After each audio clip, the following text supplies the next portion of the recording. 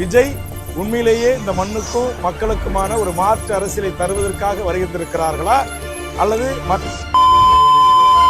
என்பதை குறித்து விஜய் உண்மையிலேயே இந்த மண்ணுக்கும் மக்களுக்குமான ஒரு மாற்று அரசியலை தருவதற்காக வருகின்றிருக்கிறார்களா அல்லது மற்றவர்களால் டிவிகே என்பது இந்திய தேர்தல் ஆணையம் முதலில் தமிழக வாழ்வுரிமை கட்சி அதனுடைய சுருக்கம் டிவிகே என்கிற ஆங்கில சுருக்கெழுத்தோடு இந்திய தேர்தல் ஆணையத்தில் பதிவு செய்தது நான் தான்.